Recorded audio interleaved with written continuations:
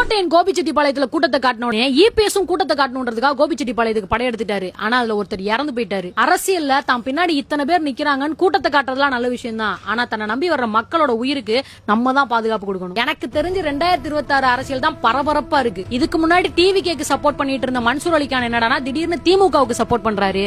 திமுகனாலே ஆகாதுன்னு சொல்லிட்டு இருந்த ஓபிஎஸ் என்னடானா அடுத்த அரசியல்ல திமுக தான் ஜெயிக்கும்ன்றாரு. 50 வருஷமா ஒரு கட்சியில பயணிச்ச செங்கோட்டையன் அவர்கள் இன்னைக்கு டிவிகேல போய் சேர்ந்த உடனே டிவிகே தான் அடுத்த ஆட்சி அமைக்கும்னு சிலர் பேசிட்டு இருக்காங்க. என்ன பொறுத்த வரைக்கும் செங்கோட்டையன் டிவிகேக்கு போனதுனால ஒரு சின்ன மாற்றம் நடக்குமே தவிர ஆட்சி அமைக்கும்னு சொல்ல முடியாது. செங்கோட்டையன் அவர்கள் அதிமுகவை முடிச்சு விடணும்னு நினைச்சிட்டாங்க. இபிஎஸ் கோபிச்செட்டிப்பாளையத்துல செங்கோட்டையனை முடிச்சு விடணும்னு நினைச்சிட்டாங்க. என்டிகே டிவிகேவை எப்படியாவது முடிச்சு விடணும்னு நினைச்சிட்டு இருக்காங்க. டிவிகேவும் என்டிகேவும் சேர்ந்து டிஎம்கே இந்த எலெக்ஷன்ல முடிச்சு விடணும்னு நினைச்சிட்டு இருக்காங்க. ஆனா இவங்களா நினைச்சா டிஎம்கே முடிச்சு விட முடியாது. 2026ல டிஎம்கே ஜெயிக்கிறதுக்கு தான் பாசிபிலிட்டி அதிகம். ஏன்னா டிஎம்கே கிட்ட இருக்கிற கூட்டணி அந்த மாதிரி தமுமுக, விசிக, மதிமுக, கம்யூனிஸ்ட் கட்சி இவங்க எல்லாருமே டிஎம்கே கூட இருக்காங்க. அதுக்கும் மேல திமுகவை முடிச்சோம்னா இந்த கூட்டணி எல்லாம் திமுக கிட்ட இருந்து பிரிக்கணும். அதுவும் அவ்வளவு ஈஸி கிடையாது. தமுமுக, விசிக, கம்யூனிஸ்ட் மூணுமே பேர்ல வேற வேறையா இருந்தாலும் கொள்கையில ஒண்ணுதான். பாஜக தமிழ்நாட்டுக்குள்ள வரக்கூடாதுன்றது. திமுகவை தவிர வேற யாரு கூட கூட்டணி வச்சு அவங்க ஜெயிச்சாலும் பிஜேபி உள்ள வர்றதுக்கு சமம் தான் அப்படின்றது அவங்களுக்கு தெரிஞ்சதுனாலதான் வேற யாரு கூட அவங்க போக மாட்டாங்க. அதுக்கும் மேல திமுக முடிச்சோம்னா அதை திருமாவளவன் தான் முடிவு பண்ணணும். அதனாலதான் திருமாவளவனுக்கு எதிராக தலித் மக்களே திருப்பி விட்டாங்க.